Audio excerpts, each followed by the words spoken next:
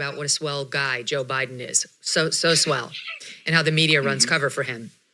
Now, do you guys remember, not only in the campaign of 16, but during Trump's presidency, how many news stories there were about Trump and his weird obsession with his daughter, Ivanka?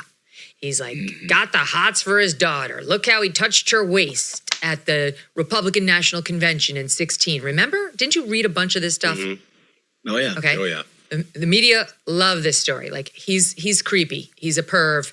There's something between him and the daughter. How many stories have you read about Joe Biden and his daughter? Approximately 0. none. Because the media has run full cover for Joe Biden on what was in the contents of his daughter Ashley's diary.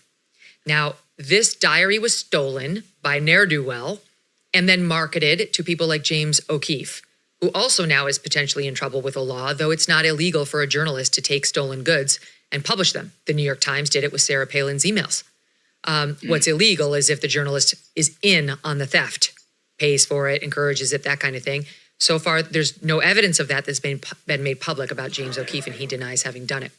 But I go back to the criminal case involving the ne'er-do-well.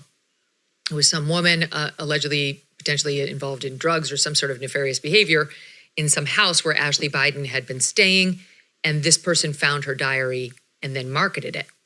And the diary was extremely incendiary. The contents of the diary were extremely incendiary. And there was a period of time where we didn't know whether it was hers.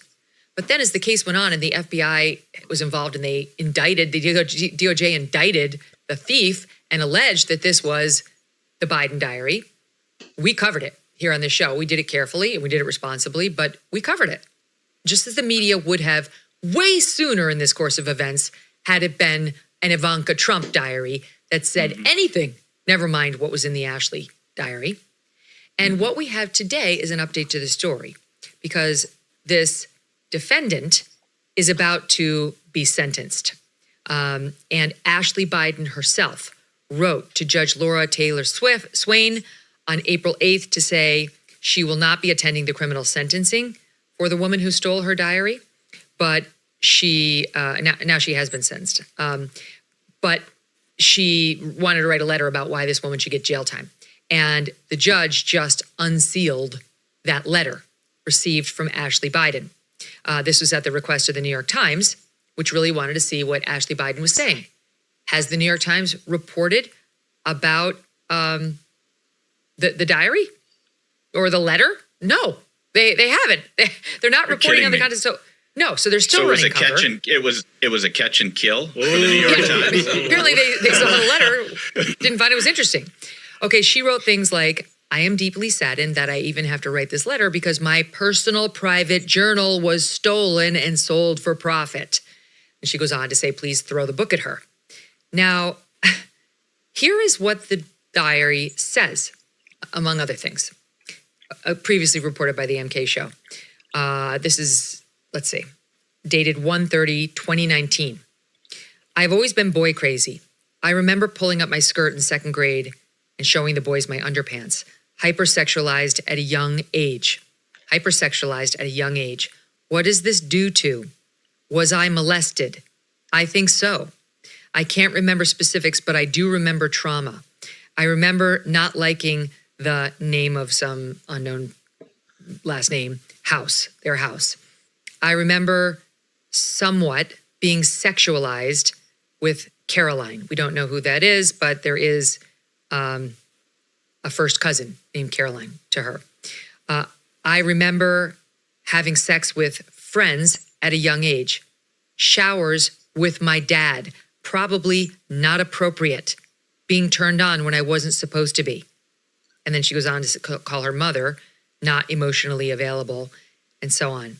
So here is the daughter of the sitting president saying she thinks she was molested when she was a child. She remembers the trauma, though not the specifics.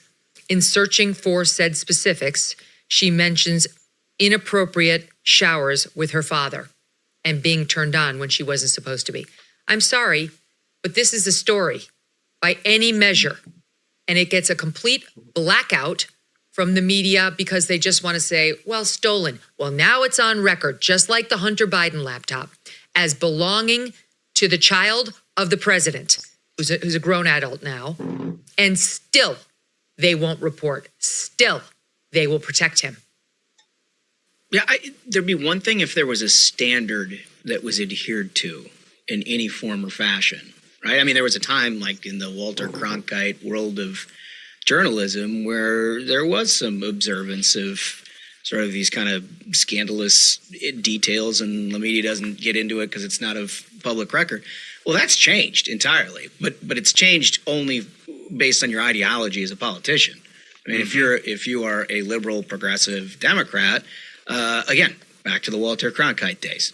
If you are Donald Trump, I mean, can you imagine how fast something like that would find its way to? I mean, that's the thing is we don't have to imagine. Like, I've made the comparison that a prosecutor in New York is going to put a porn star on the stand, have her detail exactly what happens during her time with the president, when that same individual still has to pay $500,000 in defamation to the president. But sure, give them a podium to say all this lurid stuff that the press is going to eat up and report and just gawk over. But this diary gets zero coverage. And it's even more egregious because details from that diary are corroborated in text messages Hunter sent to his sister and discussions that they had that were found on the laptop, which we were also told was misinformation. None of this is true and the media didn't want to cover. It's a pattern of the media covering for these people, and it's a pattern that this is Joe Biden's behavior. Not only has Ashley's diary said these things, Hunter's text messages to her have said the same thing too. And yet, where's that story? Why am I still reading about Ivanka Trump? To this day, they're obsessed with Trump. That made its way into the trial, that Trump said allegedly to Stormy, you remind me of my daughter, and then he's got some weird obsession with Ivanka. You know what Ivanka didn't do? She didn't write in any document we've seen that she took inappropriate showers with her father and that there may have been a history of molestation. I mean, this is outrageous. And it's, let's be honest, dovetails perfectly with Joe Biden's public conduct toward young women. And always. I'm not afraid to say it. I'm very creeped out by the fact that he seems obsessed with smelling young girls' hair, with getting too familiar with them, with crossing boundaries that no man should be crossing with young women. But there's zero appetite to look into it, to report on it, to probe it at all. Meanwhile, we're spending a whole trial on a one-night stand Trump may or may not have had with a porn star who's in the business of sex. Right. Well, it sounds like somebody at the New York Times made the mistake of trying to journalisming. Yeah. Right. And it quickly found its way into the higher assignment editor box where people were like, oh, you have this information? Let's not do that. Right. But to your point, I mean, what's the difference between that and what we're accusing David Pecker of? Yeah. No, I mean, to me, it sounds if they were the ones who put in the request for the information and then they were going to sit on it and not do anything with it, that sounds like catch and kill. Like what? How is that not catch and kill? I think somebody should ask them. If I were a media reporter, I would call them and ask them for a comment. And the lead of the story would say the New York Times is engaged in a controversial catch and kill strategy that they will not comment on. I mean, really, don't you think? Just to correct the record, the reason Stormy owes Trump $500,000 is because the Ninth Circuit U.S. Court of Appeals sided with Trump in his effort to recoup additional legal fees from Stormy Daniels, who had filed and lost a defamation case against him. So you're correct. She was ordered to pay Trump's attorneys over $120,000 of legal fees, which is on top of the more than $500,000 in court-ordered payments to Trump attorneys she'd been ordered to pay. So in any event, she lost, and she lost big, and she was supposed to pay legal fees, and she didn't do it.